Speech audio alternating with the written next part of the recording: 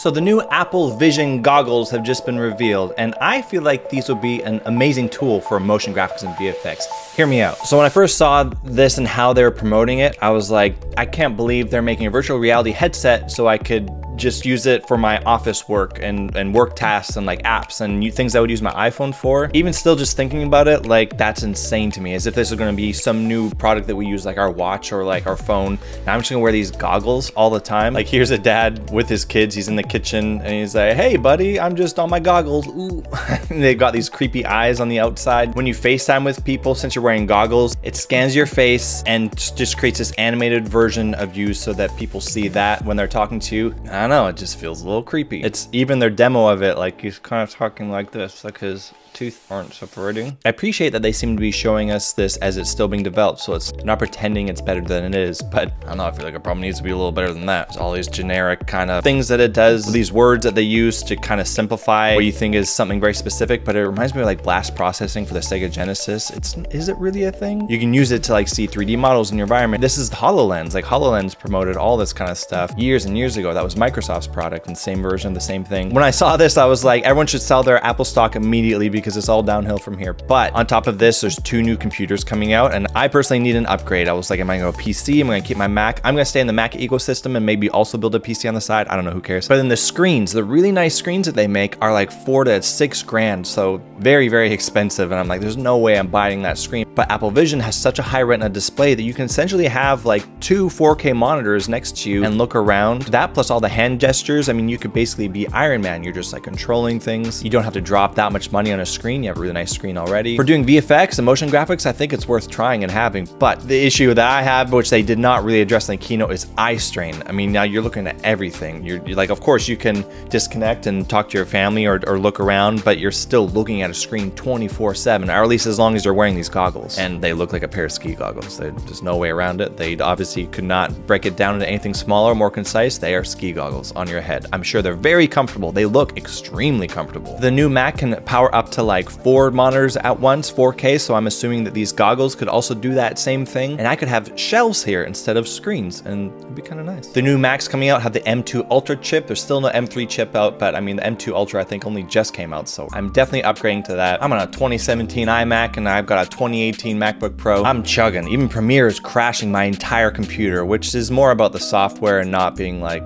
I don't know, paired very well with the hardware. It's a joke. It's a planned obsolescence thing for sure, but I also want to get more into Octane, and man, this thing's just starting to chug a bit and crash a lot. So yeah, I'm excited. I'm not 100% sure I'm gonna get these Vision goggle things, but if I can get it in a way that's like a lease or you know, I can just try it out and then send it back if I don't like it, I will definitely do that. With the monitors, you have standard glass, which is 5 grand, and then the nano texture glass. What even does that mean? That is crazy. For $1,000 more. Pro stand, $1,000. Well, ridiculous. A device that could replace computer monitors would be cheaper and save a lot of space, and you could also take it with you anywhere, except that brings in that question, to the distance. How long can you be away from your computer? Can you just sync to it through Wi-Fi? Apple stock did go down after the keynote. I'm not sure the overall feeling on these things. Overall, it seems the response is positive, but there's some dislike there as well. I'd like to know what you guys think. Is this going to really innovate how we work at the desk? Or do you think it's totally bogus and this could just completely put Apple underwater? Let me know in the comments. And if I get one whenever they come out, I will definitely try them out, review them, and let you know, and we'll see what happens. But then again, it's like you always have something on your head. Like it's gonna mess with your hair. It's gonna stink after like, you know,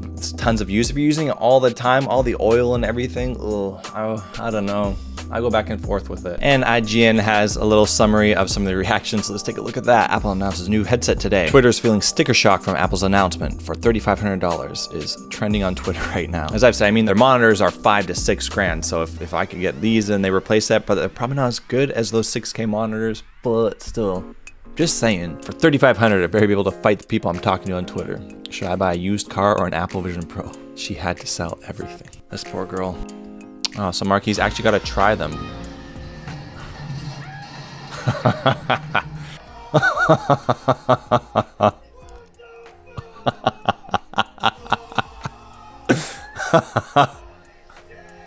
mean, when I Google it, everything's actually pretty positive.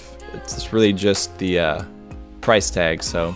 This is also the new computers. The Mac Studio is actually not much cheaper than the Mac Pro, but the Mac Pro has expansion capabilities. When you spec them out, they're basically the same. Yeah, they're exact Okay. With the Studio, you have the option of getting the Max or the Ultra chip. So if I go Ultra, why not just get the Tower and then I can upgrade it, right? So the Tower has 8 Thunderbolt ports. The Studio has 4. That's a real pain. Like, I need so many Thunderbolt ports. 2 HDMI ports. So the Studio, you can only connect to one screen using that, but obviously you can connect through a USB port, but then now you're missing a USB port. And the Tower, you can expand. Really, it's just the physical size that's the difference. Let's max out the Apple Studio here. So the Studio is cheaper by $3,000. So I guess you're paying $3,000 for the opportunity to expand, plus the extra ports. Whew. I like the ability to be able to expand, but the Studio is newer than the Tower. The Tower came out years ago. So if I were to get the Studio, does that mean that next year I could upgrade, like do a trade-in, and then already the new Studio is more powerful than the Tower? Tricky situation, tricky. But yeah, I think I would still go with the Tower, especially if I want to get to more 3D stuff. That's what I'm gonna do. Anyways, hopefully the computer's here soon and I don't wait forever to get it. I'm kind of on this middle ground, like I want to go PC or Mac, but man, it's a lot of money to invest. Well, I'll keep you guys posted if I buy one of these things, 2 of these things, or any of these things at all, and then I'll definitely review it and see how it runs and put through some tests and see if Premiere crashes while I'm trying to export a video. And yeah, we'll see. Time will tell. Thanks for watching, guys. See you guys in the next video.